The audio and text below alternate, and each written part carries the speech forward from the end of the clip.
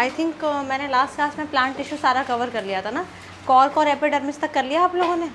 Check कर लेना एक बार, मेरे ख्याल से एपिडर्मिस और कॉर्क है कुछ ऐसा करके था, ट्रांसपिरेशन वगैरह कुछ स्टोमाटा के फंक्शंस वगैरह करके था, ठीक है। तो प्लांट टिश्यू वहीं तक है। नेक्स्ट हमें जो पढ़ना है दैट इज़ एनिमल टिश्यू, ठीक है। प्लांट टिश्यू बहुत अच्छे से रिवीजन करना, सारे पार्ट बहुत इंपॉर्टेंट है और इस चैप्टर का जब मोस्टली वेटेज रखता है वो प्लांट टिश्यू ही रखता है। एनिमल टिश्यू से कुछ खास क्वेश्चन हर साल आते हैं तो उस पर ज़्यादा फोकस करना है। इसके क्लासिफिकेशन थोड़े ज़्यादा हैं प्लांट टिश्यू से, बट ये कम आता है इसलिए टेंशन की बात नहीं है। कुछ कुछ जगह पे कौन कौन से टिश्यू पाए जाते हैं बॉडी में वो आपको नाम याद रखना है, ठीक है। चलिए आगे बढ़े हम लोग। सबसे पहले आओ इसके क्लासिफिकेशन देखते हैं। दो टाइप के एनिमल टिश्यू होंगे सेम एज प्लांट, एक सिंपल होगा और एक कॉम्प्लेक्स होगा। सिंपल मतलब एक टाइप के सेल से बना होगा, कॉम्प्लेक्स का मतलब more than one type of cell से बना होगा, ठीक है।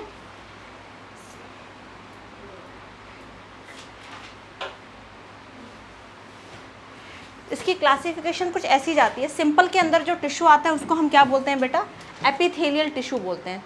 जो टिश्यू आपके सिंपल के अंदर आ गया that is known as epithelial tissues. इसके फर्दर सब डिविजन्स देख लो, simple squamous epithelium, stratified squamous epithelium, columnar epithelium, ciliated epithelium, cuboidal epithelium और ग्रैंडुलर एपिथेलियम।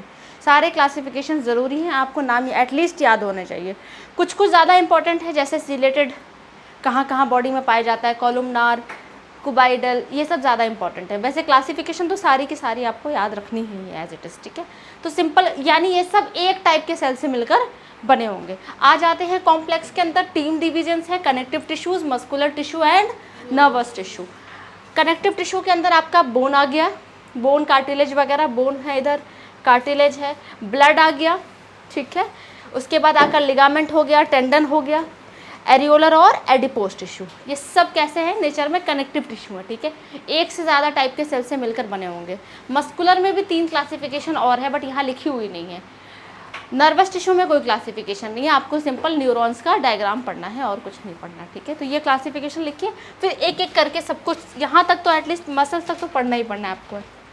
फास्ट चलेंगे, कुछ है नहीं इसके अंदर, ठीक है, फटाफट कवर करेंगे।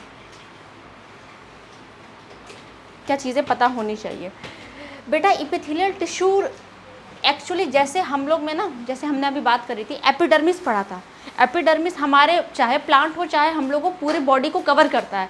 वैसे ही आप अंदर थोड़ा डीप जाओगे तो एपिथेलियल टिश्यू एक पूरे फ्लैट स्ट्रक्चर की तरह आपकी पूरी बॉडी को कवर करते हैं, इंटरनली और एक्सटर्नली भी। एक तरीके से पूरी शीट है ये, पूरे आपकी बॉडी पे बिछी हुई है। ये एपिथेलियल टिश्यू की पूरी शीट्स बिछी हुई है बॉडी में, ठीक है। इनके बीच कोई इंटरसेलुलर स्पेस नहीं होता, क्योंकि एपिडर्मिस भी पढ़ा होगा तो उसमें भी कोई इंटरसेलुलर स्पेस नहीं होता है, ठीक है। एक चीज़ और देखूँ, जैसे मान लो ये एक एपिथेलियल टिश्यू है, ठीक है, ये एपिथेलियल टिश्यू है और यहाँ बॉडी के और भी अलग अलग टाइप के टिश्यूज़ हैं, और भी नर्वस टिश्यू है, मस्कुलर टिश्यू है। तो एपिथेलियल टिश्यू और जो अलग अलग टाइप के टिश्यू हैं इनके बीच एक बैरियर होता है।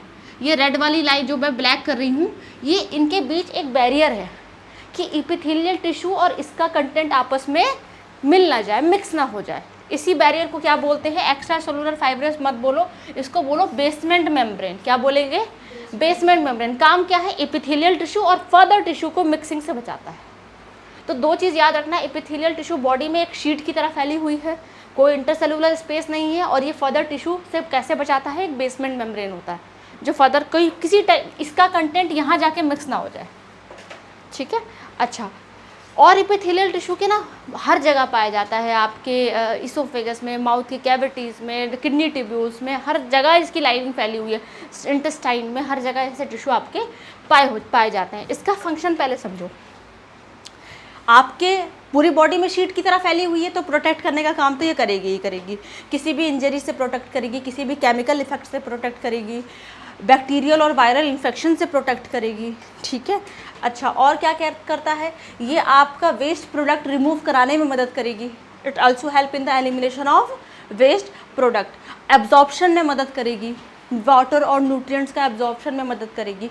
और लास्टली ये ही टिश्यू आपकी बॉडी में कुछ सेक्रेटरी फंक्शंस भी करते हैं, जैसे स्वेट सिक्रीट करना, सलाइवा सिक्रीट करना, एंजाइम सिक्रीट करना। तो ये सारे फंक्शंस किसके अंदर आ रहे हैं? आपके एपिथेलियल टिश्यू के अंदर आ रहे हैं। मैं फिर सम अप कर रही हूँ, डायरेक्ट क्वेश्चन आता है what are the functions of epithelial tissue. तो पहला, इट प्रोटेक्शन का काम कर रहा है by chemical effect, any injury, bacterial और वायरल इन्फेक्शंस। दूसरा, it also help in the absorption of water and nutrients. तीसरा, it also help in the elimination of waste products, and sometimes it secretes some secretory functions like it secretes saliva, sweat and some enzymes also। 4 function याद हो जाएंगे इसके। तो यही आपको लिखना है। मैं बता रही हूँ कैसे लिखोगे, रुक जाओ थोड़ा सा, बैक करने दो। यही था, ठीक है। Cells of the epithelial tissue are tightly packed and form a continuous sheet. No intercellular spaces. It is separated from underlying tissue by extracellular basement membrane। तीनों लाइन लिख लीजिए और इसके फंक्शन फिर मैं लिखवा रही हूँ। जो चारों बोले हैं वही लिखने हैं आपको।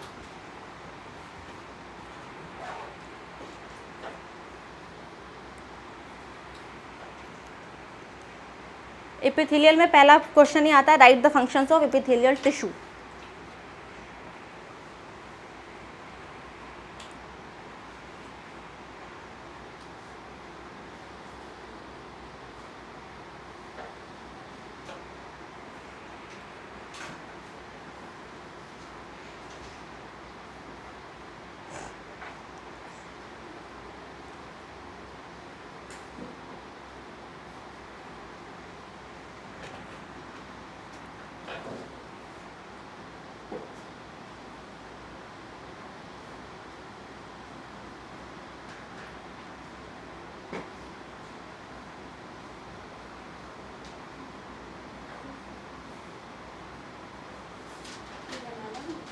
नहीं, बनाना नहीं है, सिर्फ लिख लो बस।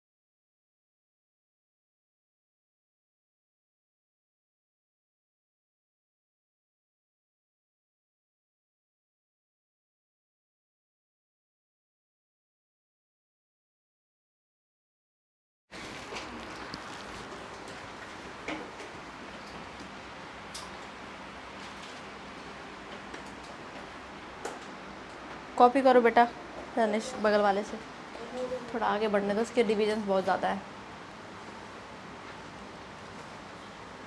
ठीक है। रुक जाना, सब कुछ नहीं लिखना है। Epithelial tissue present in the skin, lining of mouth, lining of blood vessels, alveoli of the lungs and kidney tubules. एक तरीके से देखा जाए तो हर जगह ये पाया जा रहा है, कुछ भी ऐसा नहीं, क्योंकि ये कंटिन्यूअस शीट है बॉडी में, हर जगह स्किन में है, यानी हर जगह एक तरीके से लेयर की तरह बिछी हुई है। बस पहली लाइन लिखिए, फंक्शन मैं खुद लिखवा रही हूँ, जो मैंने ये बहुत सारा किचपिच है, मैं फंक्शन खुद डिक्टेट करूँगी, वो आप लिखेंगे। जो तीसरा पॉइंट लिखा ना, चौथा ये लिखिए, उसके बाद हेडिंग डालिएगा फंक्शंस में लिखवाऊंगी। लंग्स का लास्ट पार्ट होता है एल्वोलाई, एक बैलून जैसा स्ट्रक्चर होता है जिसके अंदर फाइनली जब आप इनहेल करते हो तो ऑक्सीजन वहीं जाके रुकती है, फिर वहीं से एक्सचेंज ऑफ गैसेज होता है, that is known as alveoli of lungs.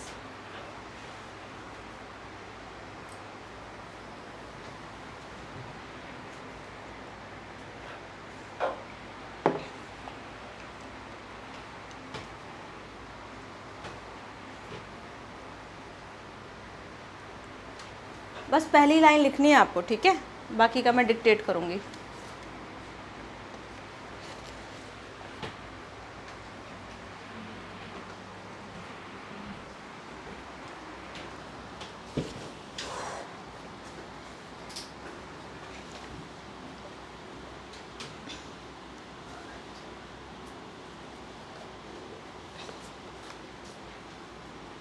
बोलूँ फंक्शंस, ठीक है। नेक्स्ट हेडिंग डालिए फंक्शंस। इपिथेलियल टिश्यू के ही फंक्शंस लिखवा रही हूँ।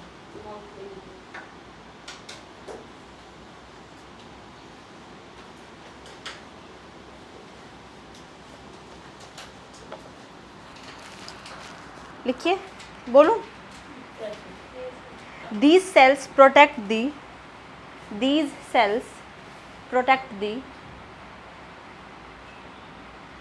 underlying cells. These cells protect the underlying cells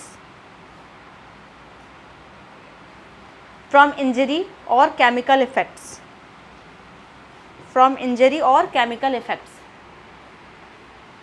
These cells protect the underlying cells from injury or chemical effects. They also protect the body from bacterial or viral infections.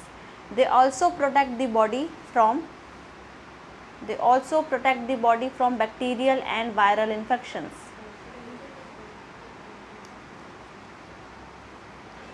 फिर से repeat करती हूँ, these cells protect the underlying cells from injury or chemical effects. They also protect the body from bacterial or viral infections. Done. Next line बोलूँ? They also help in absorption of, next point है, second point, bacterial and viral infections. They also help in absorption of water and nutrients. They also help in absorption of water and nutrients.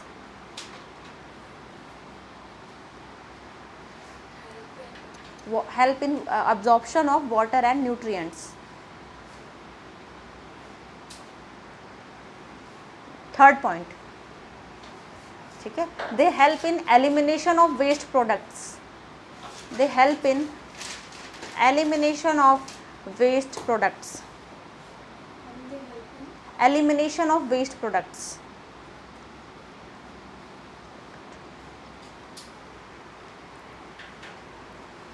They help in elimination of waste products. ठीक है. Last point, fourth point. They perform secretory functions. They perform secretory functions. रुक जाओ. They secrete variety of substances. They secrete, fourth point here, they secrete variety of waste, substances such as sweat, saliva and enzymes. They secrete variety of substances such as sweat, saliva and enzymes. Sweat, saliva and enzymes, etc. Variety of substances such as sweat, saliva, enzymes, etc. ठीक है. These are the four important functions of epithelial tissue. इसको star mark कीजिए functions को पहले. ठीक है. Next आगे बढ़ते हैं. ठीक है. कुछ भी ज़्यादा टफ नहीं है इसके अंदर, ऐसा नहीं कुछ बहुत ज़्यादा समझने वाला पार्ट. अब एनिमल टिश्यू में कुछ भी समझने वाला पार्ट है ही नहीं, सिर्फ रटाफिकेशन ही है इसके अंदर. बस कहाँ क्या क्या चीज़ है आपको देखते जाना है. टाइप्स ऑफ शुरू करते हैं एक एक करके. सिंपल स्क्वैमस एपिथेलियम लिखते चलिए. बस क्या छूटा. सबसे पहला डायग्राम बनाने को भी आता है सबके, और कभी कभी बना हुआ आता है. पूछेगा ये किस टाइप का टिश्यू है, मेंशन कीजिए. कैसा? स्पंज जैसा. हाँ, समझाओ इसके बारे में थोड़ा सा.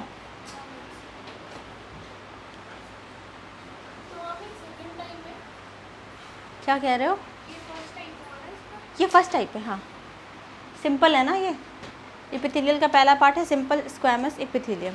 सुनो, 2 ही लाइन याद रखनी है आपको इसके बारे में. पहले पहचानने का तरीका क्या है, इसके सारे सेल्स फ्लैट हैं, देख रहे हो? इसके सारे सेल्स बिल्कुल फ्लैट लगे हुए हैं. और लेयर कितनी दिख रही है तुम्हें? इसके ऊपर एक सिंगल लेयर है ना, इसके ऊपर कोई फर्दर लेयर है नहीं. सिंपल कैसे पहचानोगे? सिंगल लेयर होगी. ठीक है. Cells are extremely thin, flat and form a delicate lining. बहुत पतला है तो लाइनिंग जैसा बनाएगा. ये कहाँ प्रेजेंट है, बस ये इंपॉर्टेंट है. ब्लड वेसल्स में प्रेजेंट है ये. ठीक है, ये आपके ब्लड वेसल्स में प्रेजेंट है. और आपके एल्वोलाई में प्रेजेंट है, इसोफेगस में और लाइनिंग ऑफ माउथ में प्रेजेंट है। क्वेश्चन कैसे आता है मैं पूछती हूँ, क्वेश्चन डायरेक्ट ऐसे पूछेगा कि लाइनिंग ऑफ माउथ में कौन सा टाइप का एपिथेलियल टिश्यू प्रेजेंट है। तो सबसे थोड़ा रटने का पार्ट यही है कि आपको सबके अलग अलग वो पढ़ने किस किस पार्ट में कौन कौन से टिश्यूज प्रेजेंट है। तो आप पहला डाल के ये लिखिए और रफली ऐसा डायग्राम बना दो, सिंगल लेयर दिखा दो और दोनों लाइनें कॉपी कर लो।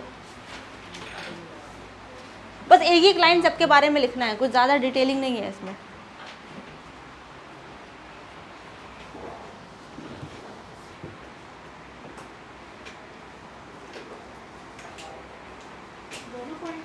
दोनों पॉइंट लिखना है।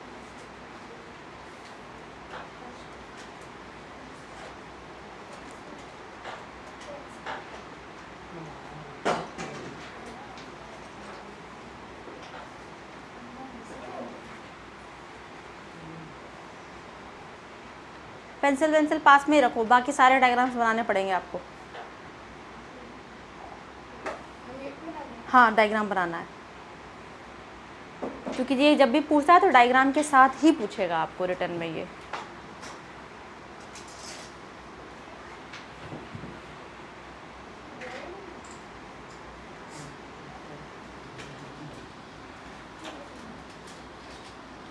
पहचानने आना चाहिए, ठीक है। मैं अभी बता रही हूँ, वो कह रहे हैं कौन सा टिश्यू और कहाँ कहाँ प्रेजेंट है। ये ऐसे क्वेश्चंस आते हैं इस पर।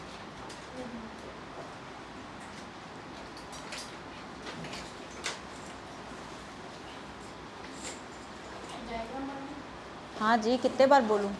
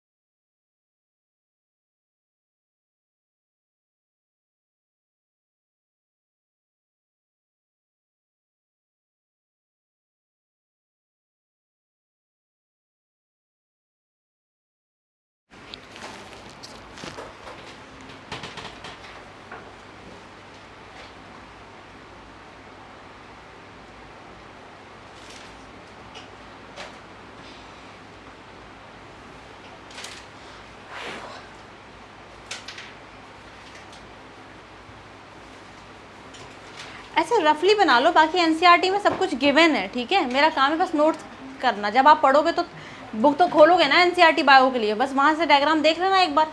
अब इतना टाइम अगर डायग्राम बनाने पे सजाने पे लग गए यहाँ पे तो हो गया। बस सिंगल लेयर दिखा के छोड़ दो कि सिंगल लेयर है इसके अंदर, ठीक है। मुझे थोड़ा आगे बढ़ने दो, वरना फिर बायो खींचेगा, इतने सारे डिविजन हैं इसके। मुझे लगा साइड से आवाज़ आ रही।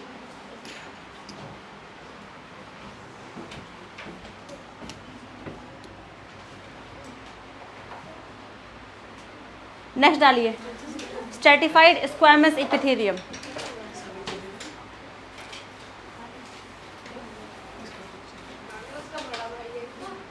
ये उसका इसका इसका फिगर दिखना है, सेवरल लेयर्स डाल दो उसके अंदर।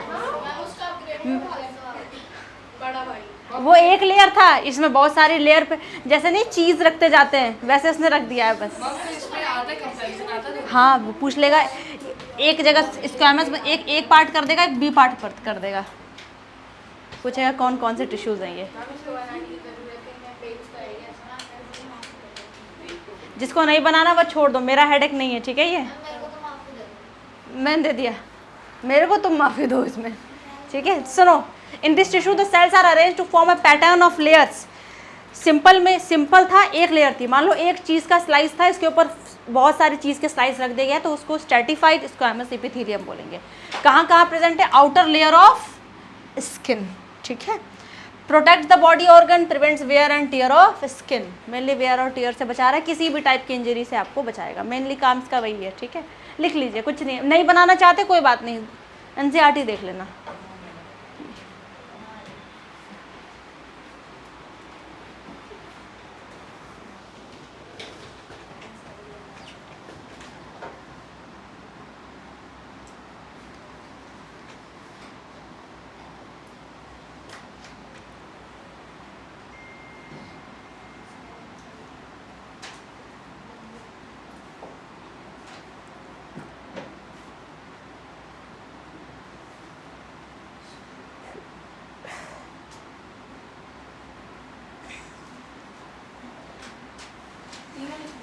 हाँ जी, तीनों लिखना है ही क्या उसमें, ऐसे ही सब में छोटी छोटी एक एक दो दो लाइनिंग है, ठीक है, फटाफट कवर हो जाएगा ये।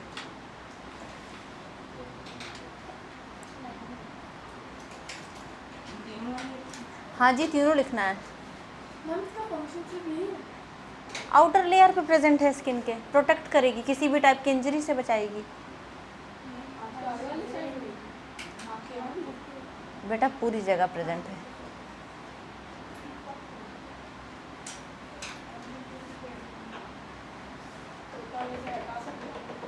तुम थोड़ा कम बोलो, ठीक है, तुम्हारे पूछने का जगह नहीं है ये, कहीं और जाके पूछो।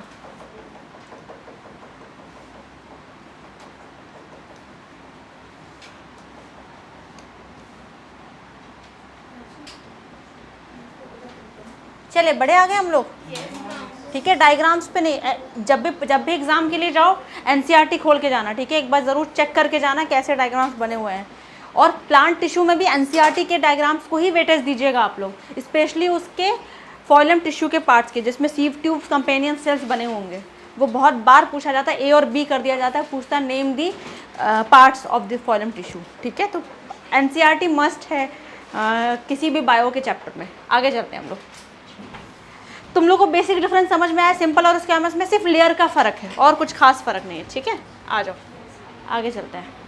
कॉलमनार एपिथेलियम, ठीक है। नेक्स्ट इसका डायग्राम देखिए, खुद ही देख के समझ जाओगे, कॉलम जैसे अरेंज है, लंबे लंबे पिलर टाइप से, ठीक है, ऐसे हैं सेल्स इसके। कहाँ कहाँ प्रेजेंट है देखिए, inner lining of intestine, small intestine में प्रेजेंट होता है, स्टमक में भी प्रेजेंट होता है। ये कोई चीज़ स्मॉल इंटेस्टाइन और स्टमक में प्रेजेंट है तो मेनली क्या करेगी? ऑब्जॉर्प्शन का काम करेगी, वही लिखा हुआ है देखो। कुछ एंजाइम सिक्रेट करेगा, जैसे स्मॉल इंटेस्टाइन बहुत सारे एंजाइम सिक्रेट करता है, स्टमक भी सिक्रेट करता है पेप्सिन नाम का एंजाइम्स, और perform absorption of nutrients from digested food. Pillar जैसे अरेंज है, कॉलम जैसे लंबे लंबे, इसलिए कॉलमनार एपिथेलियम नाम है इसका। इंटेस्टाइन में प्रेजेंट है और आपके ये स्टोमक में भी प्रेजेंट है, ये भी लिख लो। तीनों लाइनें इंपॉर्टेंट है, अभी बता दिया। नहीं नहीं, ये अलग चीज़ है बेटा, वो म्यूकस बचाता है उससे, वो एक अलग टाइप का कह सकते हैं गैस्ट्रिक जूस है वो म्यूकस, ये उसका वॉल बना रहा है, समझ रहे हो, स्टोमक का वॉल बना रहा है ये।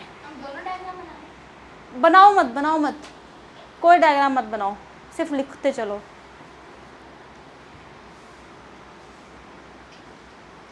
बस बेसिक डिफरेंस आपको क्लियर होने चाहिए, ठीक है, फिर तो आप बना ही लोगे।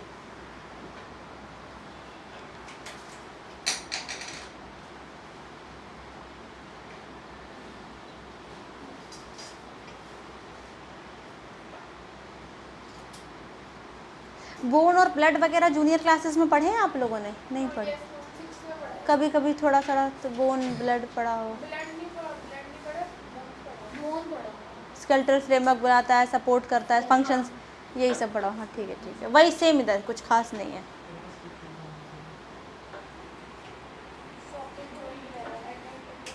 अच्छा, ball and socket joint, pivot joint, सब कुछ पढ़ा होगा ये सब।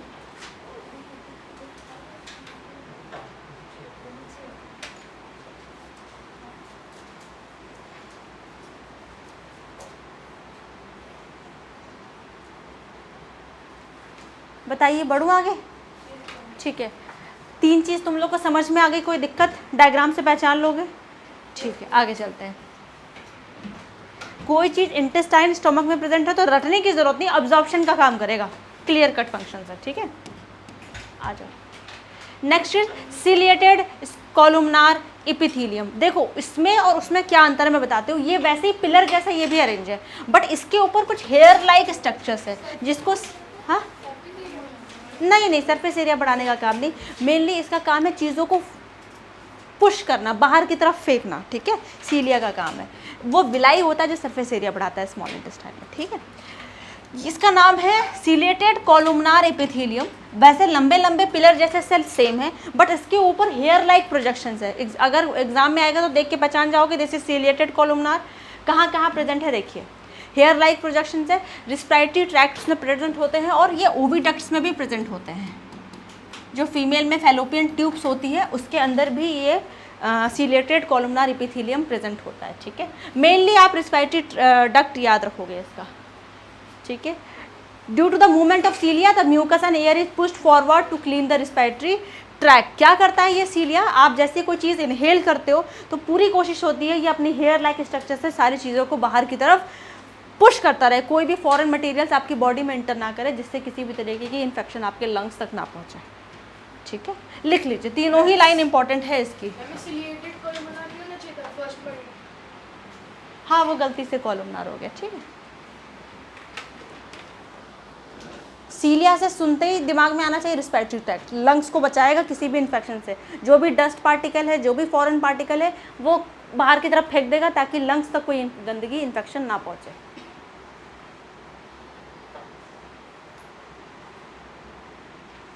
याद करना देखो टफ नहीं है, सब इजी है, ठीक है। क्लासिफिकेशन बहुत ज़्यादा है बट सब इजी है, कोई टफ नहीं है इसके अंदर।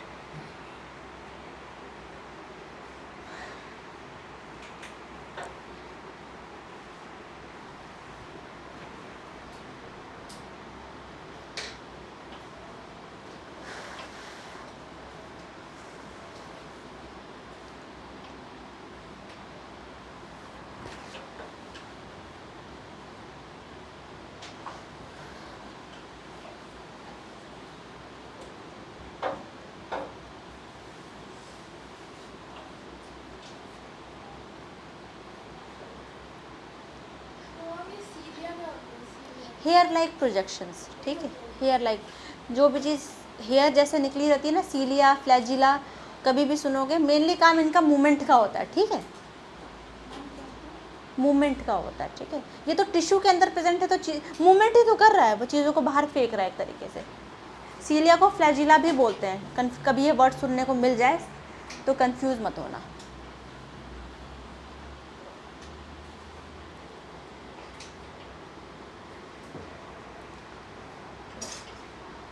इन्फॉर्म करना, आगे चलेंगे, ठीक है। पीछे डन सबका, ठीक है। चारों पहचान लोगे तुम लोग अभी जितना कराया। चलो आगे बढ़ते हैं। अब देखो क्यूबाइडल एपिथेलियम सेल्स, देखो कैसे अरेंज है, क्यूब जैसे अरेंज है, देख के पहचान जाओगे, दैट इज क्यूबाइडल एपिथेलियम। इसके बारे में देखो, क्यूब सेल्स है, सुनो कहाँ कहाँ प्रेजेंट है, ये ज़्यादा इंपॉर्टेंट है। ये पहले तो देख के पहचानना आना चाहिए, क्यूब जैसे हैं तो क्यूबाइडल एपिथेलियम। किडनी ट्यूब्यूल्स में प्रेजेंट होते हैं, ये किडनी ट्यूब्यूल्स में प्रेजेंट होंगे, किडनी की जो ट्यूब्स होगी वहाँ प्रेजेंट होते हैं, और आपके जितनी भी सेलेवरी ग्लैंड्स है वहाँ प्रेजेंट होते हैं ये, ठीक है। थायराइड ग्लैंड, सेलेवरी ग्लैंड्स वहाँ प्रेजेंट होंगे। It help in the absorption of useful material. जितनी भी बॉडी में चीज़ ज़रूरी है, आपके यूरिन के थ्रू वो पास आउट ना हो जाए, जैसे यूरिन के थ्रू ज़्यादा वाटर पास नहीं होना चाहिए, वरना बॉडी कैसी हो जाएगी, डिहाइड्रेट हो जाएगी। ज़्यादा सॉल्ट पास नहीं होना चाहिए, ज़्यादा प्रोटीन पास नहीं होना चाहिए, ग्लूकोज पास नहीं होना चाहिए। सिर्फ यूरिन में यूरिया और यूरिक एसिड ही पास होना चाहिए। बाकी सारी चीज़ों का अब्जॉर्प्शन का काम कौन करेगा, ये करेगा, ताकि कोई भी चीज़ आपकी बॉडी से ऐसी ना निकले जिसके आपकी बॉडी पे हार्मफुल इफेक्ट पड़े। तो मेनली किसी भी चीज़ का अब्जॉर्प्शन का काम ये करेगा। लिखा है, it help in the absorption of useful material from urine before it is passed out and also help in the secretion of saliva. Salivary glands में प्रेजेंट है तो सलाइवा का तो सिक्रीशन कराएगा ही कराएगा। नोट इट डाउन, तीनों points.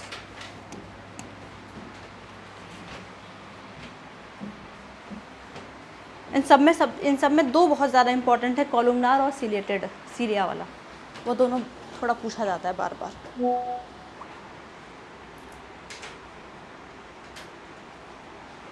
एक और बच गया ना, चेक करना, आई थिंक ग्रैंडुलर बच गया होगा सब, ठीक है।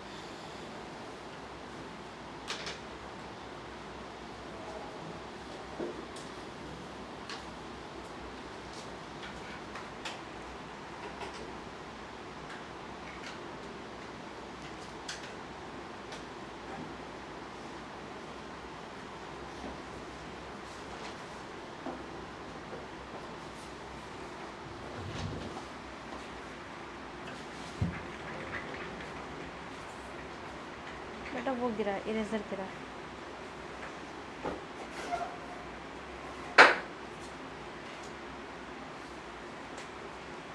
बढ़ू आ गई, पीछे हो गया सबका, ठीक है। चलो एक और बचा है, वो भी देख लो।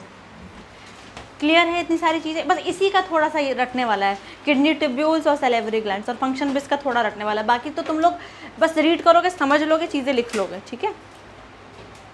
देखो ये इसके बारे में समझाती हूँ। ये कुछ इस टाइप का स्ट्रक्चर है। कभी कभी ये एपिथेलियल टिश्यू ना, कभी कभी ये एपिथेलियल टिश्यू अपने आप ही ऐसा फोल्ड ले लेता है, अपने आप ही एक ऐसा फोल्ड पाउच टाइप का फोल्ड ले लेगा। जब कभी एपिथेलियल टिश्यू ऐसा फोल्ड ले ले तो ऐसे टिश्यूज़ का नाम एपिथेलियल से बदल के क्या रख देंगे, ग्लैंडुलर टिश्यू नाम रख देंगे। मेनली एपिथेलियल टिश्यू ही है, वो फोल्ड हो गया एक तरीके से, ठीक है। क्या कहना चाहता है ये देखो, sometimes a portion of the epithelial tissue folds invert to form a multicellular gland. Epithelial tissue ही ऐसा फोल्ड हो गया है और ऐसा वो ग्लैंडुलर एपिथेलियम उसका फिर नाम पड़ गया है, ठीक है। It perform the function of secreting substances such as sweat, oil, mucus from the skin. Mainly चीज़ें सिक्रीट करने में मदद करेगा, स्वेट, म्यूकस, ऑयल, सारी चीज़ें। ये ग्लैंड है, ग्लैंड का काम ही होता है सेक्रेटरी फंक्शंस परफॉर्म करना, तो इसका भी वही काम है, ठीक है। लिख लीजिए, तीनों पॉइंट्स इंपॉर्टेंट है। लास्ट है ये इसका,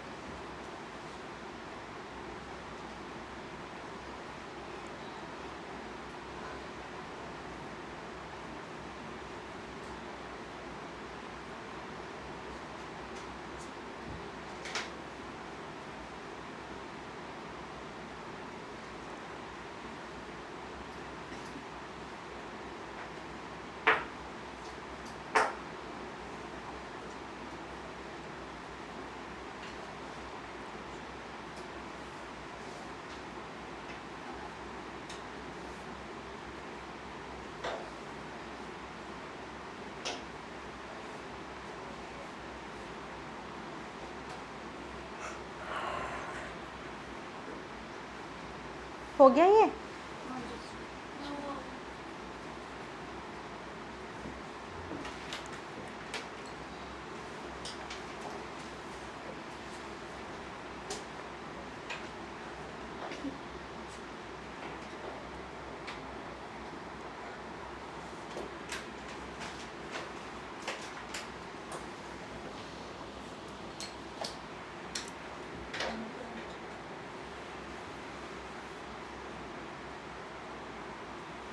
डन, वैदी डन, ठीक है। चलो ख़त्म हो गया, जितना भी सिंपल वाला पार्ट था वो सब हम लोग ने कवर कर लिया। एपिथेलियल टिश्यू का सारा इतना ही है, ठीक है। आ जाओ कनेक्टिव टिश्यू, फटाफट पढ़ते हैं। आप लोग ने पहले देखो पढ़ा है तो फटाफट कवर करेंगे। बोन, लिगामेंट, ये सब चीज़ें।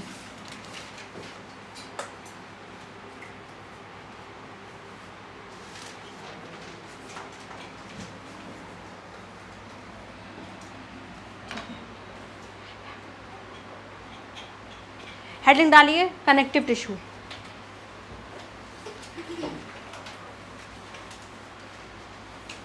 सबसे पहले हेडिंग डाल के कनेक्टिव टिश्यू में लिखिए बोन।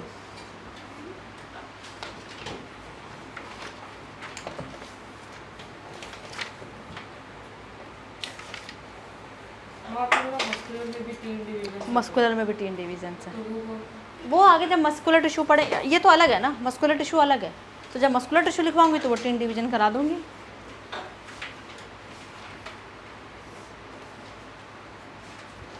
ठीक है। बोन्स के बारे में क्या क्या फंक्शंस तो आपने आई थिंक जूनियर क्लासेस में पढ़े होंगे, दिखाती हूँ, रुक जाओ। सबके बारे में देखो थोड़ा थोड़ा पढ़ना है, ठीक है। ऐसा कुछ डायग्राम है बोन के अंदर का, ठीक है। ये उसका सेक्शन काटा गया है और तब उसके बाद ये डायग्राम दिखाया गया है। It form the supporting framework of the body, आपका पूरा बॉडी का फ्रेमवर्क बना रहा है ये। It also anchors the muscle and support the main organs of the body, muscles को काम करने पे मजबूर करता है। जो भी मसल्स का एक्शन है वो बोन के साथ लगी होती है और यही उसको एंकर करने में मदद करता है। आपके वाइटल्स ऑर्गन को प्रोटेक्ट करने का काम भी बोन ही करता है, एक प्रॉपर शेप देता है, सपोर्ट करता है आपकी बॉडी को। फंक्शन तो पढ़ चुका है। It is strong and non flexible tissue, flexible नहीं है, फ्लेक्सिबिलिटी बहुत कम है इसके अंदर, है ही नहीं, नील के बराबर है, और स्ट्रॉन्ग है, ठीक है। अच्छा, bones are embedded in the hard matrix. Matrix का मतलब होता है कि जहाँ मान लो ये सेल है, एक डायग्राम बनाती हूँ, जहाँ मान लो कुछ सेल ऐसे बिखरे पड़े हैं, ठीक है, कुछ सेल है, इसके अगल बगल क्या चीज़ बिखरी पड़ी है उसको हम मैट्रिक्स बोल देंगे। ये किसके अंदर पड़ा हुआ है उसको हम मैट्रिक्स बोल देंगे, ठीक है। तो बोन कैसे मैट्रिक्स से घिरा हुआ है? Hard matrix. ये चीज़ तुम्हें याद रखनी है एग्जाम एमसीक्यू पॉइंट के लिए। बोन का मैट्रिक्स कैसा है? हार्ड है, ठीक है। रिपीट, जैसे मान लो कोई सेल्स मैंने बना दिया, ये सारे सेल्स ऐसे बिखरे पड़े हैं, ठीक है, ये सारे सेल्स ऐसे बिखरे पड़े, इनके बीच कहीं ना कहीं तो ये होंगे, डिस्ट्रीब्यूटेड होंगे ना बॉडी में, और ये किसके अंदर डूबे हुए हैं? क्या इसके अगल बगल कैसा फ्लूइड है, इसके अगल बगल कैसा फ्लूइड है, उसको मैट्रिक्स बोल देंगे। जैसे सेल का साइटोप्लाज्म है वैसे कनेक्टिव टिश्यू में उसको मैट्रिक्स बोल देते हैं, ठीक है। इसका मैट्रिक्स कैसा है? हार्ड है, यानी ये फ्लूइड टाइप का नहीं है, हार्ड मैट्रिक्स है, क्योंकि एक्चुअली ये तो हार्ड ही है, बोन से हार्ड क्या है। अच्छा, इसका हार्ड मैट्रिक्स है। That is composed of calcium and phosphorus. किस चीज़ का बना है वो पूरा मैट्रिक्स? Calcium and phosphorus. बहुत ज़्यादा इंपॉर्टेंट लाइन है ये। बोन किस चीज़ से मिलकर बना है? Calcium and phosphorus compound. अच्छा, बोन्स के सेल को बेटा, ये जो सेल्स आपको दिख रहे हैं ना, बोन सेल्स, ये जो सेल्स आपको दिख रहे हैं ब्लैक ब्लैक, इन सेल्स का नाम होता है, ये एक नई चीज़ आप पढ़ोगे, इनका नाम है ओस्टियोब्लास्ट सेल्स। ओस्टियोब्लास्ट सेल्स का मतलब है बोन सेल्स। बोन सेल को बोन सेल्स ना बोल के एक नाम दिया गया है, क्या नाम दिया गया? Osteoblast cells. अब एग्जाम में क्वेश्चन ये भी पूछा जाता है, व्हाट इज दिस, किससे रिलेटेड है? तो बोन से रिलेटेड है।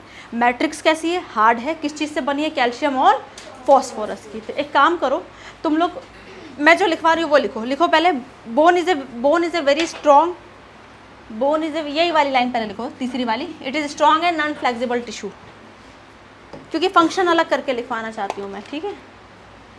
It is strong and non flexible tissue.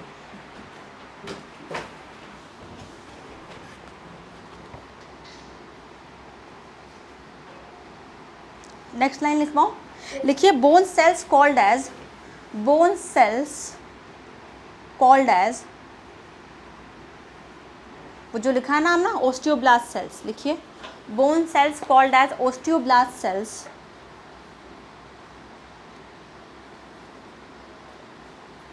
that are embedded in hard matrix, same line, that are embedded in hard matrix which is composed of calcium and phosphorus compounds, लिखा है board पे,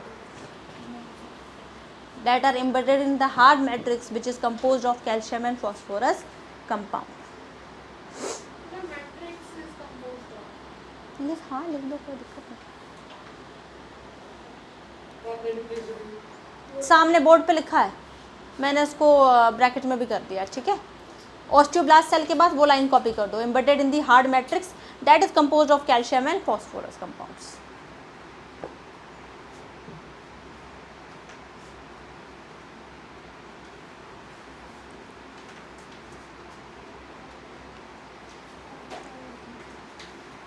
बताओ clear है bone तुम लोग को?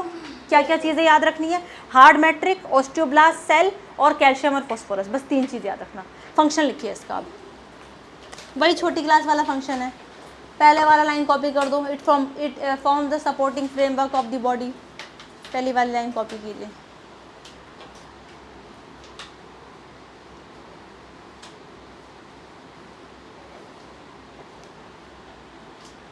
Supporting framework provide कर रहा है, ठीक है, ठीक है। नेक्स्ट लिखिए, इट प्रोवाइड, सेकंड पॉइंट, पहला पॉइंट कॉपी कर लिया ना, supporting framework of the body, पहला सेकंड पॉइंट लिखिए, it provide skeletal support of the body, it provide skeletal support to the body, it provide skeletal support to the body,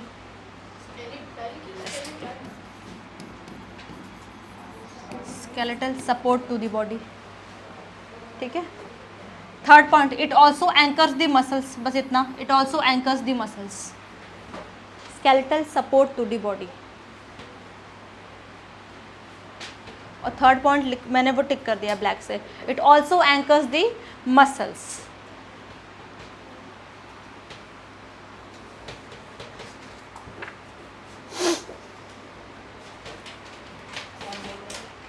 बस 3 function काफ़ी है। क्या कुछ पूछ रहे थे?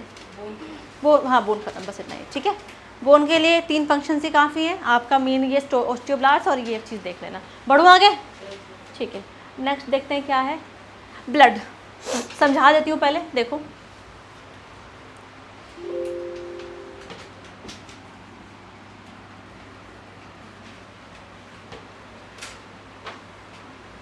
सुनो, ब्लड का काम कहाँ गया, मेरा पेन कहीं गया। ये एक फ्लूइड कनेक्टिव टिश्यू है, वो कैसा था? हार्ड कनेक्टिव टिश्यू था। ये कैसा है? फ्लूइड कनेक्टिव टिश्यू है। इसके बीच सपोज आरबीसी पढ़ा है आपने, ठीक है। ये जो दिख रहा है दिस इज आरबीसी, वाइट वाला क्या हो जाएगा आपका, ये बड़ा बड़ा जो दिख रहा है डेट इज डब्ल्यूबीसी, और कुछ प्लेटलेट्स। ये 3 टाइप के सेल्स प्रेजेंट होते हैं कि नहीं ब्लड में, ठीक है। ये तीनों सेल्स जिस जगह प्रेजेंट होते हैं, जिस जगह एम्बेडेड होते हैं, उसको क्या बोलते हैं? प्लाज्मा बोलते हैं, ठीक है। ब्लड बेसिकली 2 चीज़ से मिलके बना है। पहला पार्ट हो गया प्लाज्मा, वो फ्लूइड है, और इसी फ्लूइड में ये तीनों सेल्स बिखरे हुए हैं, स्कैटर्ड फॉर्म में है। तो कैसी है? फ्लूइड कनेक्टिव टिश्यू है, और उसी फ्लूइड कनेक्टिव टिश्यू का नाम क्या है? प्लाज्मा नाम है, ठीक है। It has fluid matrix called plasma in which red blood cells, white blood cells and blood platelets are suspended. Plasma के पास बहुत सारी चीज़ें होती है, प्रोटीन्स होती है, सॉल्ट्स होती है, हार्मोन्स होती है, विटामिन्स होती है, बहुत सारी गैसेज होती हैं। यह प्लाज्मा बहुत सारी चीज़ें कैरी करता है अपने साथ। ब्लड का फंक्शन क्या होता है? चीज़ों का ट्रांसपोर्ट कराना, हार्मोन्स का ट्रांसपोर्ट कराना, डाइजेस्टेड फूड का ट्रांसपोर्ट कराना, गैसेस का ट्रांसपोर्ट कराना, ये सब कौन करा रहा है? ब्लड कराता है आपकी बॉडी में, ठीक है। 9th में चीज़ें अभी क्लियर नहीं है, 10th में तो पूरा पढ़ना ही पढ़ना है सब कुछ, कैसे फंक्शन करता है। 9th के लेवल पे आप सिर्फ फ्लूइड कनेक्टिव याद रखेंगे, प्लाज्मा नाम है उस फ्लूइड कनेक्टिव का, तीनों सेल्स के नाम याद रखेंगे, ठीक है। लिखवा रही हूँ क्या क्या लिखना है। वैसे तो इसका सारा पार्ट ही इम्पॉर्टेंट है, 1 मिनट दो मुझे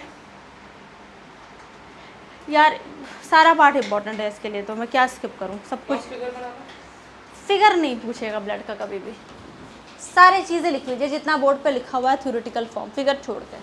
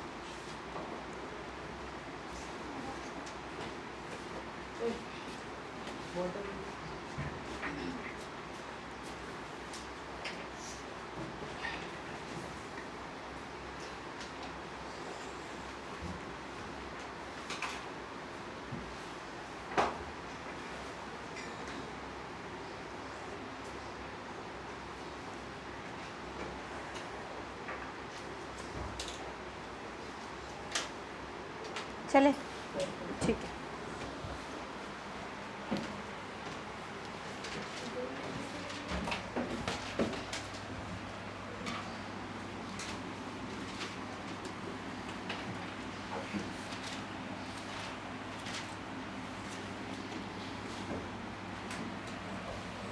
नेक्स्ट क्या है बेटा, लिगामेंट्स, ठीक है। लिखिए, सब कनेक्टिव टिश्यू के अंदर ही चल रहा है अभी ये सब।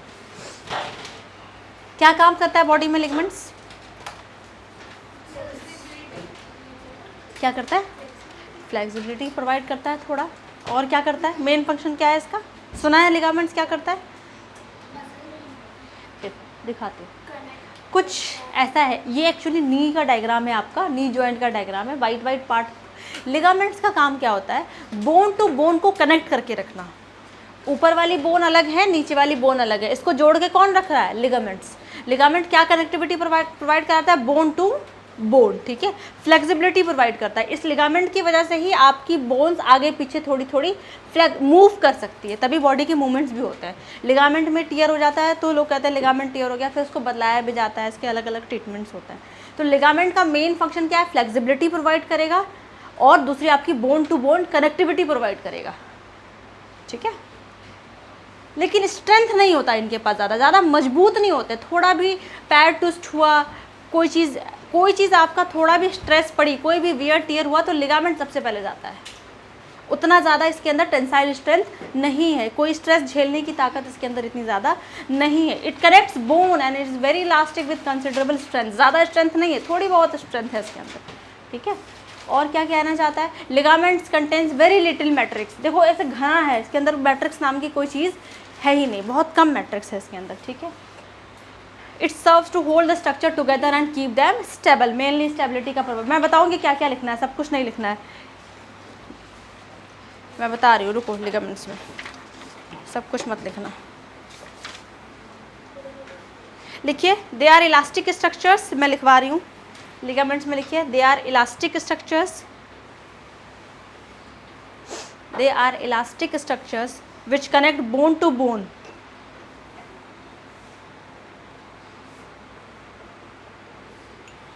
they are elastic structures which connect bone to bone, ठीक है। लास्ट लाइन लिख लीजिए, it serve to hold the structures together, serve to hold the structure together to keep them stable, stability का काम करना है इसका, ठीक है। बस लास्ट लाइन खत्म, लिगामेंट इतना ही है।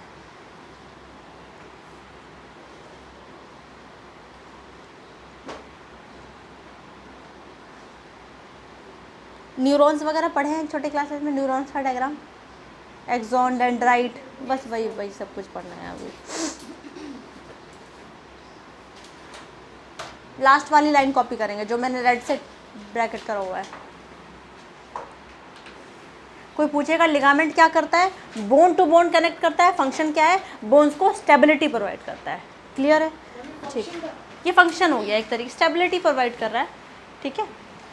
और स्ट्रेंथ कैसी होती है, कम होती है इसकी, इतनी ज़्यादा नहीं होती इसके अंदर,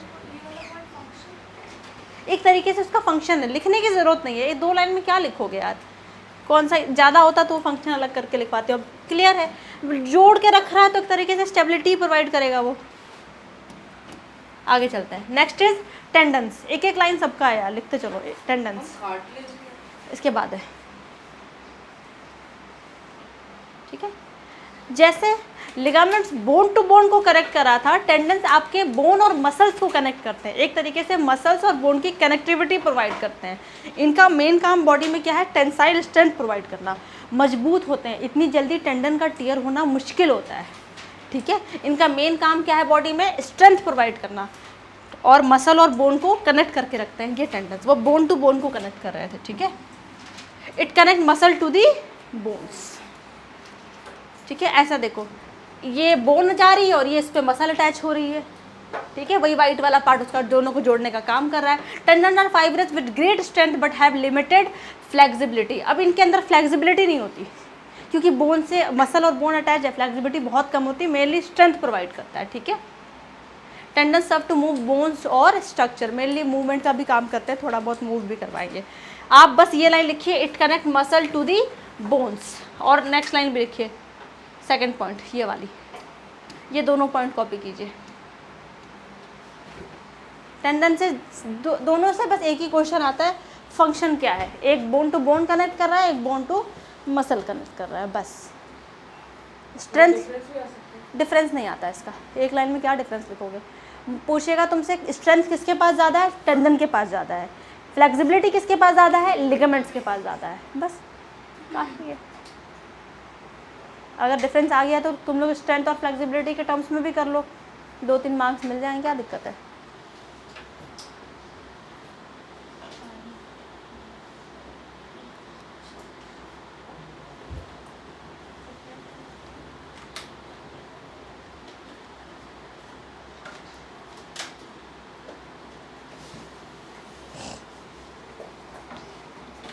डन, ठीक है।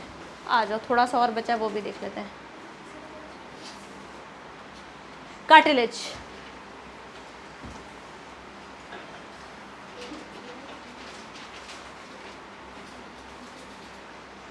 नेक्स्ट लिखिए कार्टिलेज, ठीक है। सुनो,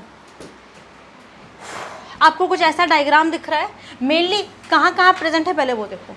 आपके नोज के टिप पे, ठीक है, बोन नहीं है, ये कार्टिलेज है, ठीक है। बोन से सॉफ्ट होते हैं, ये बोन से सॉफ्ट होते हैं और इनके पास फ्लेक्सिबिलिटी भी ज़्यादा होती है। बोन के पास तो फ्लेक्सिबिलिटी नहीं थी, बट इनके पास फ्लेक्सिबिलिटी होती है। जैसे ये एक्सटर्नल एयर्स, ये बहुत फ्लेक्सिबल है, आप इसको आराम से मूव कर सकते हैं। तो ये किससे बना है, कार्टिलेज से बना है। बाकी आपके ट्रैकिया और लैरिंक्स में भी आपका कार्टिलेज ही होता है जो उसको थोड़ी फ्लेक्सिबिलिटी प्रोवाइड करता है, ठीक है। ये क्या करता है, बोन सरफेस को स्मूथ करता है, कि जब भी कोई बोन मूवमेंट करे, कहते हैं ना बुढ़ापे में कार्टिलेज घिस जाता है तो बहुत पेन होता है लोगों को। एक्चुअली कार्टिलेज का बॉडी में काम सिर्फ इतना है, जब वो बोन के पास प्रेजेंट होता है तो बोन को स्मूथनेस प्रोवाइड करे, कि जब भी मूवमेंट हो तो किसी भी तरीके का फ्रिक्शन ना हो। ये फ्रिक्शन को बचाएगा ताकि बोन इंजरी ना हो जाए। ये कार्टिलेज सारा भार अपने ऊपर ले लेगा। लेकिन यही जब ओल्ड एज के साथ कार्टिलेज डैमेज होने लगता है तो बोन बहुत पेन होता है इंसान को, क्योंकि वो धीरे धीरे बोन की फ्रिक्शन, वो स्मूथनेस खत्म होने लगती है। जब बोन मूव करेगा तो दर्द करेगा, ठीक है। तो स्मूथनेस प्रोवाइड कर रहा है बोन को। सॉलिड मैट्रिक्स है बोन की तरह ही, और किससे बनी है, मेनली प्रोटीन से। वो कैल्शियम और फास्फोरस से बनी थी, इसकी मैट्रिक्स किससे बनी है, प्रोटीन से, मेनली प्रोटीन। याद रखना, शुगर थोड़ा सा शुगर होता है, बहुत कम होता है, ठीक है। वाइड सब स्पेस दूर दूर है, देखो सारे सेल्स ऐसे वाइडली स्पेस्ड है, काफ़ी जगह है इनके बीच। कार्टिलेज के जो बोन के सेल के नाम क्या थे, ऑस्टियोब्लास्ट। कार्टिलेज के सेल के नाम क्या है, कॉन्ड्रोसाइट्स।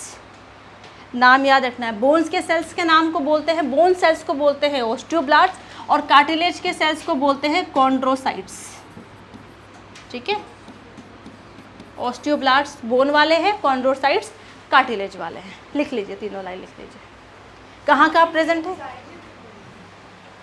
नेम्स आते हैं, एमसीक्यू में आते हैं कि कॉन्ड्रोसाइट किससे रिलेटेड है। लिख देगा बोन, कार्टिलेज, कुछ और भी दे देगा, टेंडन, लिगामेंट, तो कार्टिलेज से रिलेटेड है। सारे लिखने, सब कुछ इंपॉर्टेंट है। इसके पास फ्लेक्सिबिलिटी होती है, इतना याद रखना। बोन्स के पास फ्लेक्सिबिलिटी नहीं होती है।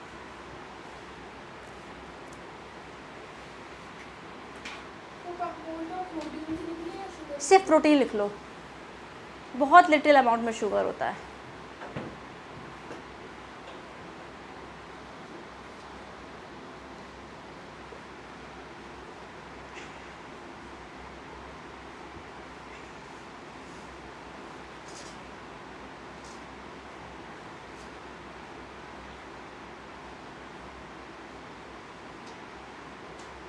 दो और बच गए ना इसके अंदर, एरियोलर और एडिपोज मेरे ख्याल से।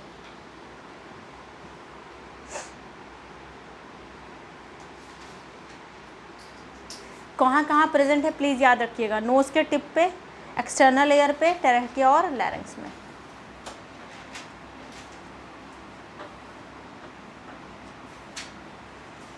लैरिंक्स समझते हैं ना क्या होता है, ये वॉइस बॉक्स, हाँ वॉइस बॉक्स है जो।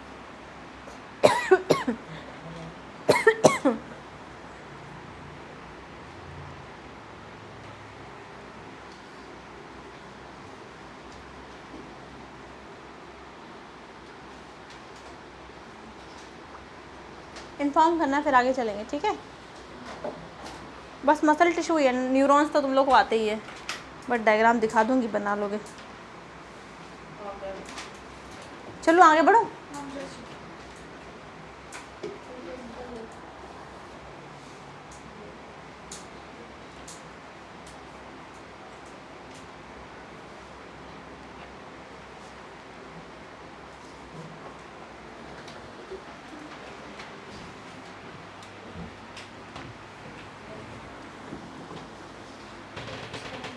चले बताओ, पीछे हो गया ना।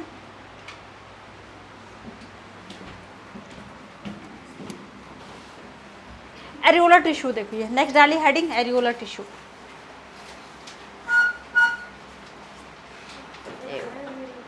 ठीक है, सुनो इसका काम क्या है। It fill the space inside the organ and support internal organs and help in repair of tissue. जैसे आपका मसल्स हैं, ठीक है, मसल और स्किन है, उसके बीच ये टिश्यू भरे होंगे। एक तरीके से बॉडी में जो भी खाली जगह है ना, मसल्स में, ब्लड वेसल्स में, नर्व्स में, उन खाली जगहों को भरने का काम कौन कर रहा है? Areolar tissue. It फिल्स the space inside the organs. Internal organ में जो भी कुछ खाली खाली जगह है वहाँ ये टिश्यू प्रेजेंट होते हैं। मेनली कहाँ कहाँ याद रखने हैं आपको? मसल्स में, ब्लड वेसल्स में और नर्व्स में। ठीक है, भरने का काम है इनका। वो बोन मैरो जैसा बनाया गया, ठीक है, बोन मैरो हो गया। ठीक है, it is found between the skin and muscles around blood vessels, nerves and bone marrow. इसका ये डायग्राम याद रखना, ये एनसीईआरटी ये बहुत पूछा जाता है। ठीक है, सिर्फ इतना पूछा जाएगा ये किस चीज़ का डायग्राम है और ये कहाँ कहाँ पाया जाएगा। तो देख के पहचान जाओगे ये एरियोलर टिश्यू का डायग्राम है। और ये कहाँ कहाँ पाया जाएगा? मेनली मसल्स के अंदर, बिटवीन स्किन एंड मसल्स, आपके बोन मैरो में हो जाएगा, और आपके क्या था, और ब्लड वेसल्स और नर्व सेल्स में प्रेजेंट हो जाएगा। ठीक है, स्पेस भरने का काम है। कुछ कुछ कभी कभी रिपेयर भी करता है, इंटरनल ऑर्गन्स के अंदर जो भी स्पेस खाली है उसको भरेगा। बाकी बहुत सारे और भी सेल्स होते हैं इसके अंदर, फाइब्रोब्लास्ट सेल्स होते हैं, माइक्रोफेजेस होते हैं, सबके अलग अलग फंक्शन है। बट तुम्हें देख के अगर मान लो कभी ऐसा कुछ डायग्राम बना है तो पता होना चाहिए this is all about areolar tissue. ठीक है, लिखना क्या क्या है? 2 ही लाइन तो है, लिख लो बस। डायग्राम इंपॉर्टेंट है इसका, ये बार बार रिपीट। हाँ, बनाने को कभी नहीं आएगा, वो सिर्फ लेबल करेक्ट किया हुआ आ जाएगा। पूछ लेगा identify the type of connective tissue, ऐसे करके लेबल करने को भी नहीं आएगा, क्योंकि माइक्रोफेजेस और फाइब्रोब्लास्ट आपके सिलेबस का नहीं है ये सब।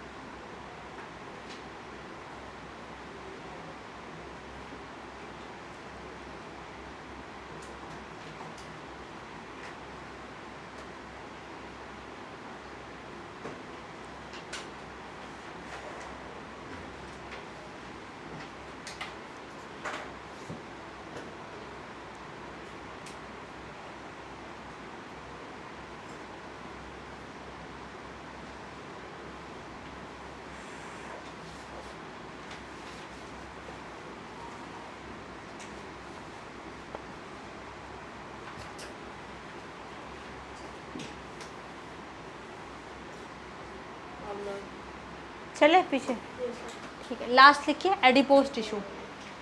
ठीक है, एडिपोज टिश्यू। मस्कुलर टिश्यू बच गया, अभी नर्वस टिश्यू बच गया। ठीक है, सिर्फ एक काम याद रखना इसका डायग्राम इंपॉर्टेंट नहीं है। सिर्फ एक चीज़ है, जितने भी बॉडी में फैट होते हैं, जिस टिश्यू के अंदर स्टोर होते हैं, उसका नाम क्या है? Adipose tissue. मेनली ये फैट स्टोरिंग टिश्यू है, इसलिए एडिपोज टिश्यू क्या है? Fat storing tissue. ठीक है, जो भी स्किन के नीचे जितने भी फैट है वो छोटे छोटे ऐसे ग्लोब्यूल्स में है, और इसके अंदर क्या भरा हुआ है? फैट भरा हुआ है। ठीक है, बहुत ज़्यादा फैट हो जाएगा तो बॉडी कैसा एक्ट करेंगे? वो इंसुलेटर की तरह। ज़्यादा मोटे आदमी को थप्पड़ मारो तो फ़र्क नहीं पड़ेगा उसको, इतना फैट है कि वो इंसुलेटर की तरह बिहेव करने लगेगा।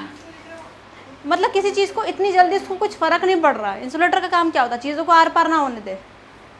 इंसुलेटर यही पढ़ते हैं ना कि इलेक्ट्रिसिटी जो अपने थ्रू पास हो नहीं होने देता। इंसुलेटर की काम कर रहा है, प्रोटेक्ट करने का काम कर रहा है। कोई चीज़ जल्दी उनको शॉक अब्जॉर्प्शन स्ट्रेस जल्दी नहीं होगा, इतने ज़्यादा फैट होंगे तो। Due to storage of fat it acts as a insulator. ठीक है, लिख लीजिए, मैं बताती हूँ। दूसरा और तीसरा पॉइंट लिखिए। The cells of the tissue are filled with flat globules due to the storage of fat it acts as a insulator. बस दो पॉइंट जरूरी है, और कोई डायग्राम नहीं आता इसका।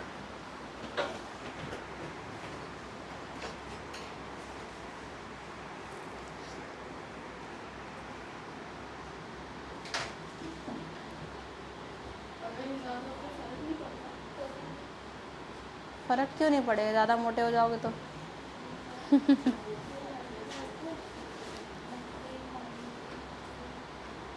बस मस्कुलर टिश्यू बच गया ना इसके बाद।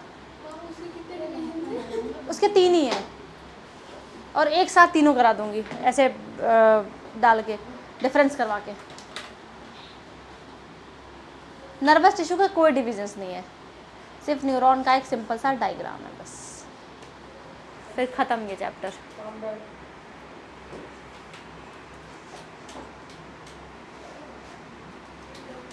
चलो बढ़ूँ आगे।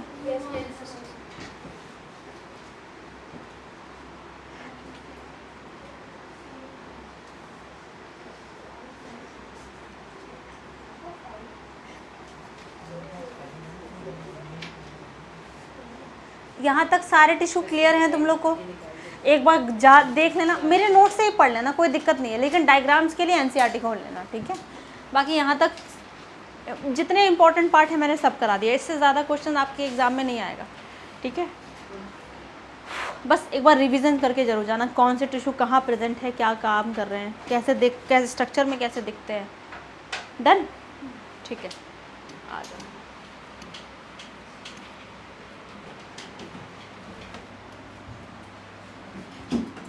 Finally last slide. 2 ही डिविजन है, वाह वाह वाह। एक वो न्यूरॉन का डायग्राम है उसमें, बस डायग्राम तो पढ़ना है यार। हेडिंग डाले मस्कुलर टिश्यू, 3 डिवीजन बांट लोगे इसके, मैं यहाँ बना रही हूँ, ठीक है।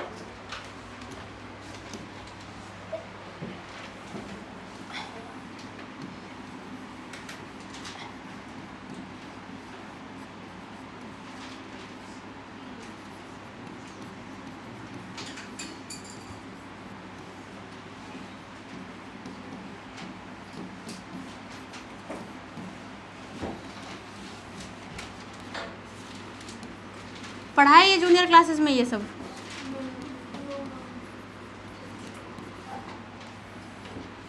जैसे बना रही हूँ वैसे बनाओ पहले।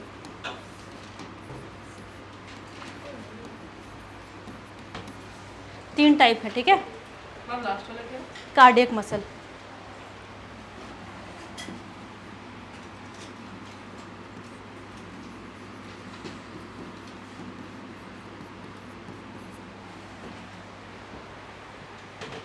समझा देती हूँ, फिर डायग्राम दिखा दूंगी तो चीज़ें क्लियर हो जाएंगी, ठीक है।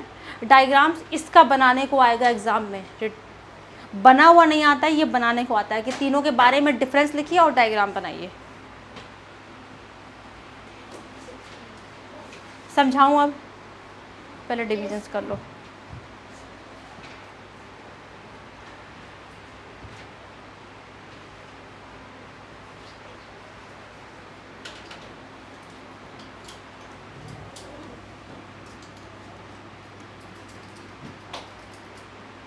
बताओ, एक्सप्लेन करूँ चीज़ों को, ठीक है।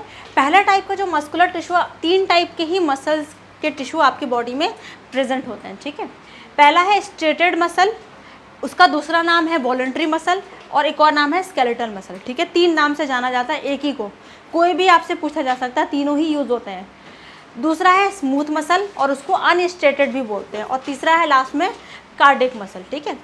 स्ट्रेटेड जो ये स्केलेटल टिश्यू है या स्ट्रेटेड टिश्यू है, ये आपके लिम्स में प्रेजेंट है, हैंड्स में, हैंड में हो गया, आपके लोअर लिम्स में हो गया, फेस में हो गया, जो मसल्स आप अपनी मर्जी से मूव कर रहे हैं, जैसे हाथ में अपनी मर्जी से मूव कर रही हूँ, यहाँ के जितने मसल्स हैं वो मेरी मर्जी के अकॉर्डिंग काम कर रहे हैं, तो वो किसके अंदर आ जाएंगे, आपके स्केलेटल मसल्स के अंदर आ जाएंगे। ठीक है, तो ये कैसे हैं, ये कैसे हैं आपके, कहाँ कहाँ प्रेजेंट है, आपके लिम्स में प्रेजेंट है पहली चीज़ तो ये। अच्छा, ये स्ट्रक्चर में सिलिंड्रिकल दिखते हैं। ठीक है, स्ट्रक्चर में ये सिलिंड्रिकल दिखते हैं, मैं अभी दिखाऊंगी तो तुम लोग देख लेना। स्ट्रक्चर में स्पेलिंग सिलिंड्रिकल दिखते हैं। ठीक है, अच्छा स्पेलिंग क्या है, सी छूट गया कहीं पे, ठीक है। तीसरा, ये बेटा अनब्रांच्ड होते हैं। कैसे होते हैं, इनके अंदर कोई ब्रांचिंग नहीं दिखती, मैं जब डायग्राम दिखाऊंगी तो तुम लोग को दिखाऊंगी। चौथा, इसके अंदर क्या होता है, मल्टी न्यूक्लियस होता है, एक से ज़्यादा न्यूक्लियस आपको इनके अंदर देखने को मिलेगा। मैं जैसा लिख रही हूँ एक एक पॉइंट में ही लिखना है तुम लोग को ये चीज़ें, इसके अंदर थ्योरी नहीं चलती, सिर्फ ऐसे चीज़ें चलती हैं। मल्टी न्यूक्लिएट होता है ये, और इसका नाम स्टेटेड क्यों पड़ा, क्योंकि इसके डायग्राम, इसका जब मसल्स बनाते हैं तो उसके अंदर कुछ ऐसी चीज़ें दिखती हैं। रुक जाओ दिखाती हूँ, वो हट गया होगा मेरा, नहीं हटा, बच गया। उसके अंदर आपको कुछ ऐसी चीज़ें दिखती हैं, मान लो एक तरफ ब्लैक है, फिर इस तरफ वाइट, अभी मैं रेड बना रही हूँ, वाइट से बना नहीं सकती। ठीक है, एक तरफ ब्लैक है, फिर एक तरफ वाइट है, फिर क्या होगा, फिर बात मत करो, फिर एक तरफ ब्लैक है, फिर एक तरफ वाइट है। इस पूरे मसल्स में ऐसे अल्टरनेट डार्क और वाइट बैंड चलते रहते हैं। ये रेड में बनाया है, वाइट होता है एक्चुअली में। वो पूरे मसल्स में कभी एक तरफ डार्क आएगा, एक तरफ लाइट कलर आएगा, एक तरफ डार्क आएगा, एक तरफ लाइट कलर आएगा, इसलिए इसका नाम स्ट्रेटेड मसल है। स्ट्रिएशंस प्रेजेंट है इसके अंदर, जैसे जेब्रा के अंदर स्ट्रिएशंस होती है ना, वैसे इस मसल्स के अंदर भी है, इसलिए इसका नाम स्ट्रेटेड है। कहाँ कहाँ प्रेजेंट है, लिम्स में प्रेजेंट है, वॉलंटरी है, आप अपने विल के अकॉर्डिंग इसको मूव कर सकते हैं। हाथ पैर की चीज़ें हिलाना, ये हिलाना, नेक हिलाना, ट्रंक हिलाना, वो सब आपके विल के अंदर है। ठीक है, अगम में किस चीज़ की हंसी आ रही है, ठीक है। सिलिंड्रिकल है स्ट्रक्चर में, अनब्रांच्ड है, इसकी फर्दर कोई ब्रांचेस नहीं है, सिंपल से एक ऐसे लंबी सी मसल्स है ये, बस कोई ब्रांचिंग नहीं है, और एक से ज़्यादा न्यूक्लियस प्रेजेंट हो सकते हैं इसके अंदर। क्लियर है, ठीक है। दूसरा देखिए, पहले सब तीनों बता देती हूँ फिर देखना। ये इनवॉलंटरी है, ये इनवॉलंटरी है, आप अपनी मर्जी के अकॉर्डिंग इसको मूव नहीं कर सकते। जैसे इंटरनल ऑर्गन्स में प्रेजेंट है, जितने भी इंटरनल ऑर्गन्स है उसमें कौन सी मसल प्रेजेंट है, स्मूथ मसल प्रेजेंट है, तो हम अपनी मर्जी के अकॉर्डिंग तो मूव कर नहीं सकते उसको, तो दिस इज इनवॉलंटरी। इसमें कोई भी स्ट्रेशंस प्रेजेंट नहीं है, वैसे अल्टरनेट डार्क और लाइट बैंड्स नहीं है, इसलिए अनस्टेटेड है। ये भी अनब्रांच्ड है, ठीक है, ये भी अनब्रांच्ड है, बट ये यूनिन्यूक्लिएट है, इसके पास एक ही न्यूक्लियस होगा, दिस इज यूनिन्यूक्लिएट। और शेप में कैसी है, ये स्पिंडल शेप है, मैं दिखाऊंगी, स्पिंडल शेप्ड है, नाम याद रखना है तुम लोग को, सिलिंड्रिकल है, स्पिंडल शेप्ड है। इतना क्लियर है इसके बारे में। अनब्रांच का मतलब सिंपल सी ऐसी लंबी सी मसल है, कोई ब्रांचिंग नहीं निकली ऐसे करके, इसमें कोई ब्रांचिंग नहीं है इस मसल्स में, ठीक है। इतनी चीज़ें क्लियर है, डिफरेंस देखते चल रहे हो तुम लोग, ठीक है। ये सिर्फ हार्ट में प्रेजेंट है, हार्ट की जो मसल है उसका नाम क्या है, कार्डियक मसल, ठीक है। ये कैसी है, दिस इज ब्रांच्ड, एक यही ब्रांच है, ठीक है, एक ये ब्रांच है। शेप में ये फिर सिलिंड्रिकल है, वैसे ही है, ठीक है, शेप में फिर ये सिलिंड्रिकल है, और ये भी आपकी यूनिन्यूक्लिएट है, ये भी आपकी यूनिन्यूक्लिएट है, ठीक है। और ये भी नेचर में कैसे है, इनवॉलंटरी, आप अपने मर्जी के अकॉर्डिंग तो हार्ट की मसल चला नहीं सकते। तो ये मेन डिफरेंस है। आप ये देखो, थ्योरी फॉर्म में नहीं लिखवाया मैंने, डिफरेंस फॉर्म में लिखा है, प्लीज़ ऐसे ही रट के जाना। पेपर में भी ऐसे ही आता है, वो डायरेक्ट पूछा जाएगा कि name the muscle which is cylindrical, branched और यूनिन्यूक्लिएट।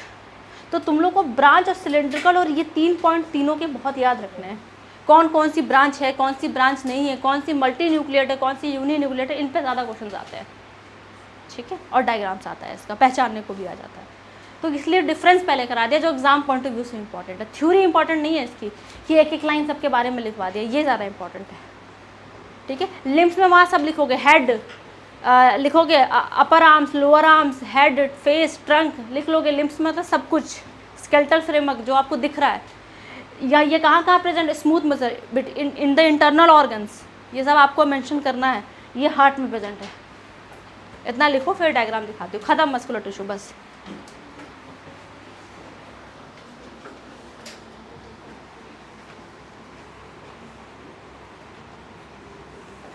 कुछ और समझना है तो बताओ, इसमें चीज़ें क्लियर है तुम लोग को? ठीक है। हाँ, यूनिसेलुलर नहीं बोलोगी, यूनि न्यूक्लियट बोलोगी, एक ही न्यूक्लियस है। जैसे मान लो ये मसल्स है, ये मसल्स है तो एक ही न्यूक्लियस पाया जाएगा। मल्टी होता तो ऐसे बहुत सारे पाए जाते।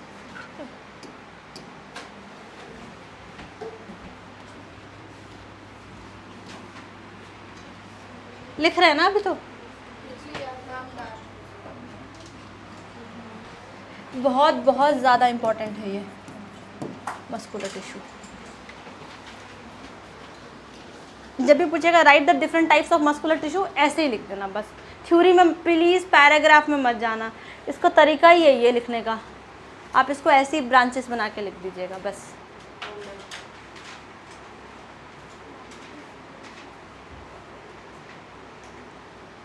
लिख लें दो सबको।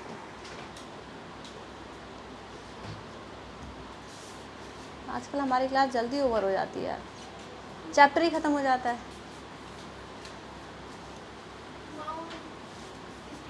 इंग्लिश क्लास है, इसके बाद क्या? बस नर्वस टिश्यू ख़त्म। चलो बढ़ो आगे, क्या इसे कॉपी कर लो बेटा, जो चीज़ें छूट रही हैं। ठीक है, सब कुछ इरेज कर रही हूँ। एक वॉलंटरी है, बाकी दोनों इनवॉलंटरी है।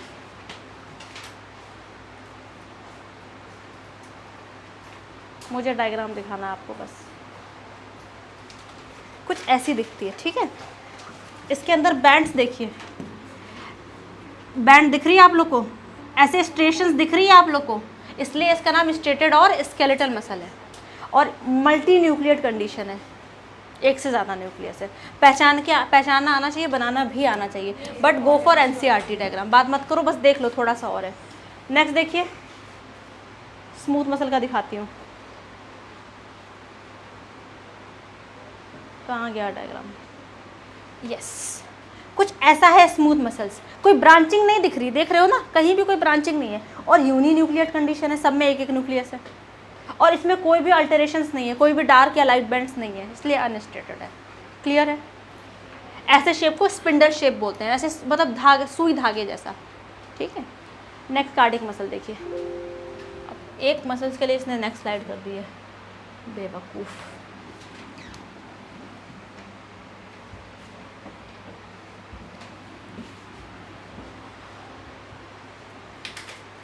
इसमें इतनी अच्छी से नहीं बनी हुई है, प्लीज़ एनसीईआरटी देखना। ये एक कार्डिक मसल का डायग्राम है, इसके अंदर ब्रांचिंग देख पा रहे हो, ये ब्रांच्ड है, ठीक है। और लेकिन ये फिर भी कैसी नेचर में, सबके अंदर एक ही न्यूक्लियस है, और कोई भी अल्टरेशंस नहीं है, कोई भी लाइट या डार्क बैंड्स नहीं है इसके अंदर। तो बस यही है मस्कुलर टिश्यू में, तीनों को पहचानना आना चाहिए, कंडीशंस याद होनी चाहिए। क्लियर है मस्कुलर टिश्यू? बढ़े आगे? ठीक है। लास्ट नर्वस टिश्यू लिख लो बस, हेडिंग डालो नर्वस टिश्यू।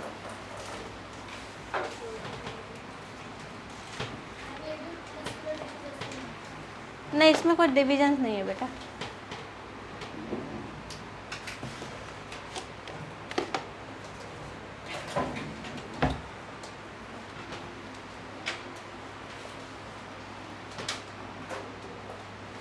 चले बढ़े आगे, सीधे पॉइंट पे बात करते हैं इसमें, ठीक है।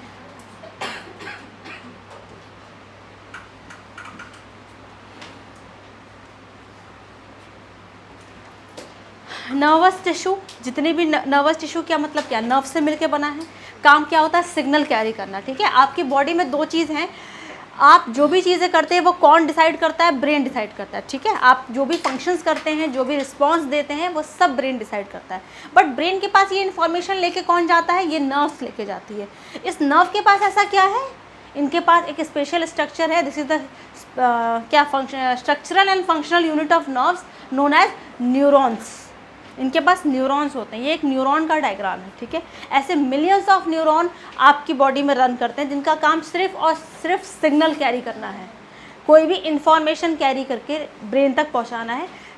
10th में पढ़ोगे स्पाइनल कॉर्ड तक भी पहुंचाता है अभी, लेकिन आप ये जानेंगे न्यूरॉन्स का काम है सिग्नल कैरी करके ब्रेन तक जाना, फिर ब्रेन वो इन्फॉर्मेशन जो आपने इनपुट दिया उसका वो आउटपुट भेजेगा। कि भाई जैसे आपने कोई गर्म चीज़ टच करी तो आप फटाफट क्या आप 5 मिनट सोचते हैं क्या करना है? नहीं सोचते ना, आप अपना हाथ तुरंत विड्रॉ कर लेते हैं।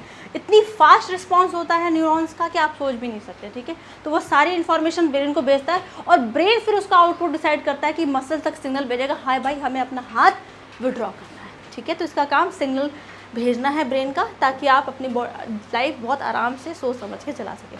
पार्ट्स देखिए, कुछ ऊपर तुम्हें छोटे छोटे फाइबर्स दिख रहे हैं जिन्हें हम डेंड्राइट्स बोलते हैं। डेंड्राइट्स का काम क्या होता है? कोई भी सिग्नल सबसे पहले कहाँ जाता है? कोई भी सिग्नल सबसे पहले डेंड्राइट के पास आता है। यहाँ मान लो सिग्नल आ गया, डेंड्राइट से सिग्नल कहाँ जाएगा? इस बड़े वाले स्ट्रक्चर में जाएगा जिसको बोलते हैं सेल बॉडी। सेल बॉडी या साइटोन भी बोल सकते हैं, कोई दिक्कत नहीं है, लिखा नहीं है यहाँ पर, ठीक है।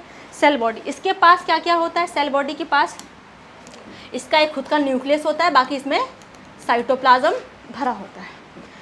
सेल बॉडी से सिग्नल कहाँ जाएगा? इस लंबी सी लाइन जो बनी हुई है, लंबी सी चेन बनी हुई है जिसको एक्सॉन बोलते हैं।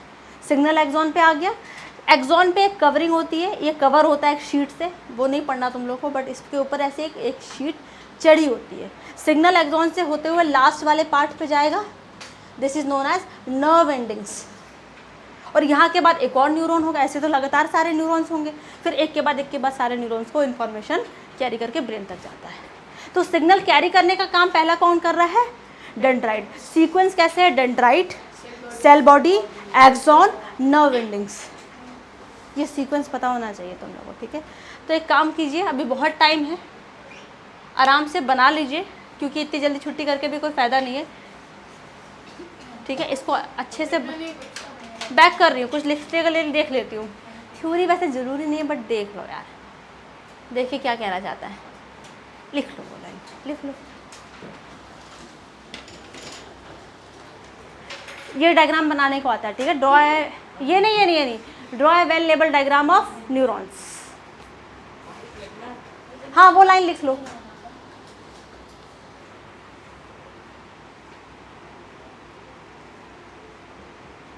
नाउ हम लोग बायो के दूसरा चैप्टर भी हमने ख़त्म कर लिया, ठीक है। अब स्कूल में जब टिश्यू आए तो पढ़ के चले जाना मेरे नोट से और बुक से, एक बार रिवीजन ज़रूर कर लेना अच्छे से। बढ़ो आगे, ठीक है। ये सब लिखने की कोई ज़रूरत नहीं है यार, ये ड्रॉ करो, डायरेक्ट ड्रॉ के लिए ही आता है। मैं सच बताऊँ, कुछ नहीं पूछेगा इसमें से, सिर्फ ड्रॉ के लिए आता है ये, इसलिए मैं लिखवाना नहीं चाहती। यहाँ लिख लो, नीचे वाले पार्ट क्या है? Nerve endings. हाँ बस ये सब मत लिखो यार, ये सब की सच बताऊँ कोई ज़रूरत नहीं है, नहीं पूछता ये सब। आपको सिर्फ ये 10th तक में भी पढ़ना है और सिर्फ डायग्राम ही पढ़ना है। 9th में पढ़ा दिया, 10th में नहीं पढ़ाऊँगी, फिर स्किप कर दूँगी ये। चलो कर लो, ठीक है, डन। हाँ ये बना के जा सकते हैं, कुछ है ही नहीं आगे, क्या है बना लो। इतनी जल्दी नहीं यार, कुछ टाइम होती है कोचिंग की, ठीक है। इतनी जल्दी नहीं, अभी कोई भी बाहर मेरे को सब बोलेगा इतनी जल्दी क्लास ओवर कर दिया, दूसरे नहीं समझेंगे ना, आपके पेरेंट्स नहीं समझेंगे।